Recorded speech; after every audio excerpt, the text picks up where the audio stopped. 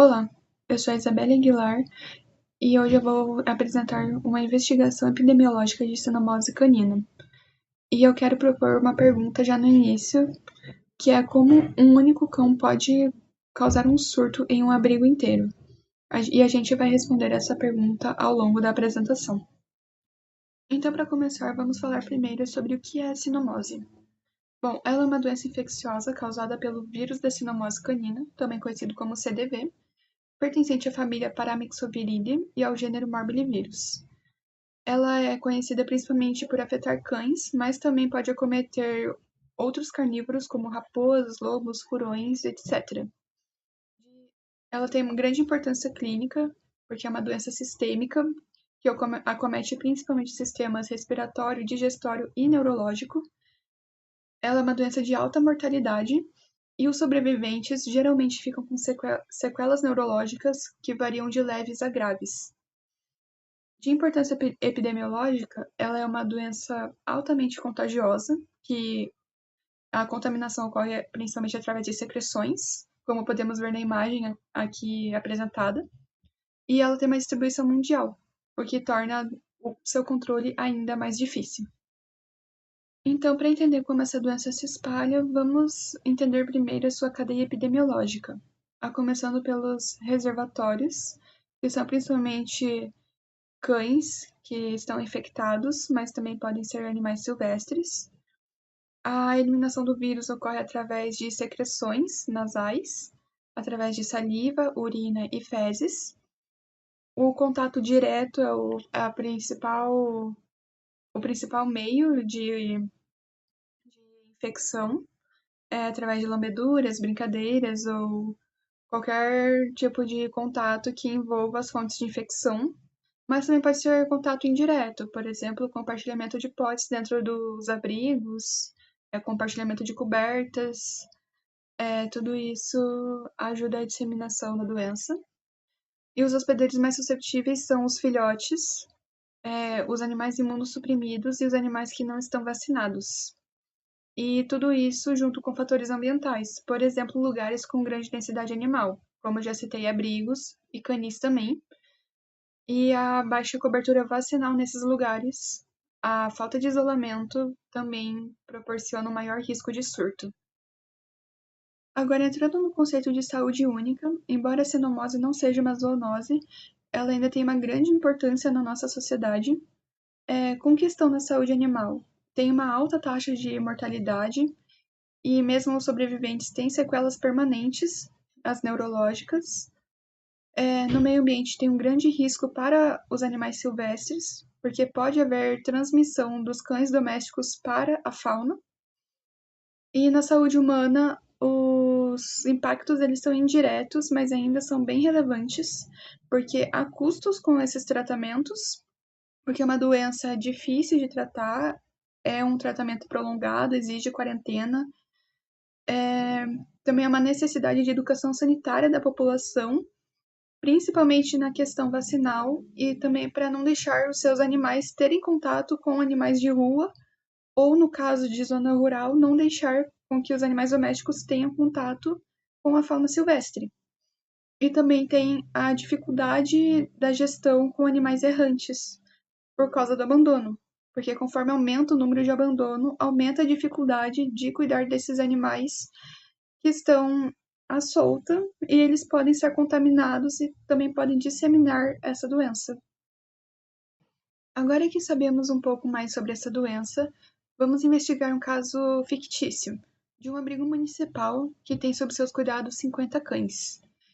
E recentemente foram introduzidos 5 cães recém-chegados das ruas, sem nenhum teste de triagem ou quarentena, e após 15 dias da inclusão desses animais, 12 cães apresentaram febre, secreção ocular e tosse.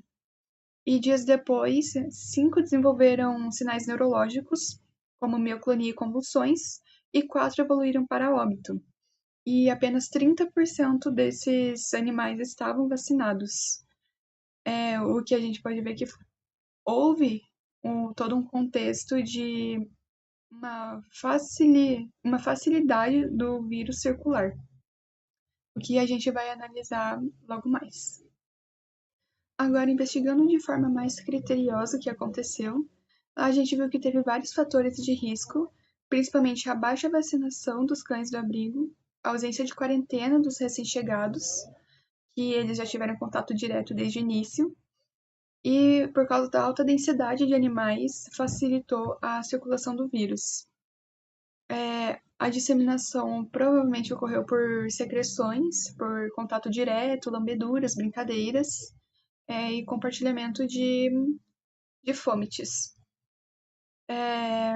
A falha na biossegurança também elevou as chances de surto, principalmente pela falta de quarentena e a ausência de triagem clínica, porque não foi feito nenhum teste nem nada. E as medidas que esse abrigo poderia tomar seria principalmente o isolamento dos animais que já apresentam sinais clínicos, o diagnóstico laboratorial por meio de exames de PCR, principalmente, a vacinação dos animais saudáveis, a desinfecção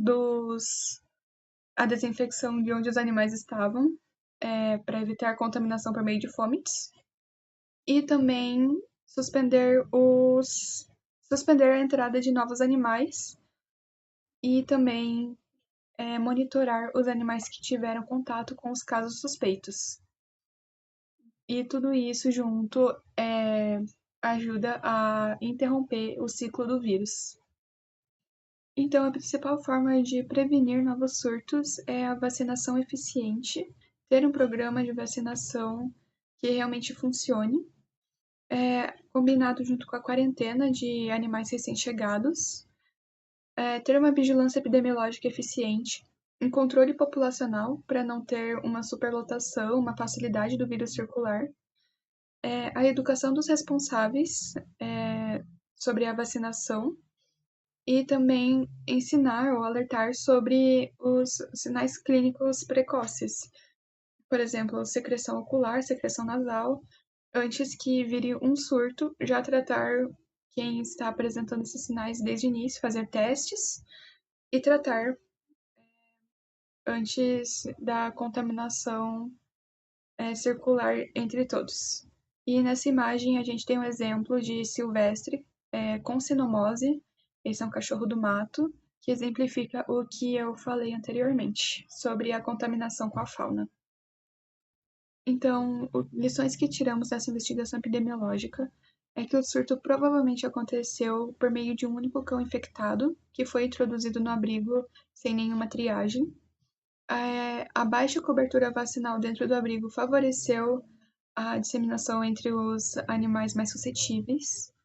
As falhas de biossegurança favoreceram a rápida disseminação, sem controle nenhum, entre os animais.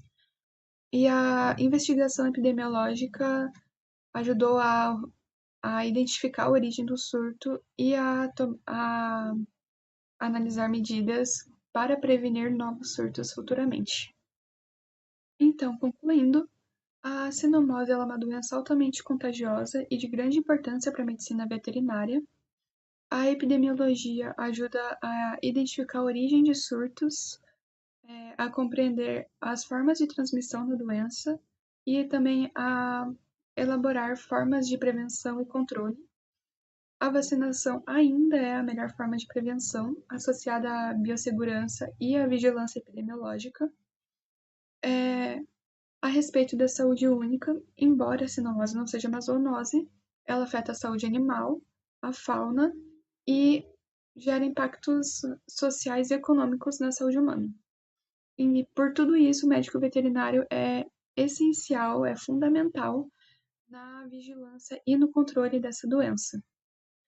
Então, muito obrigada pela atenção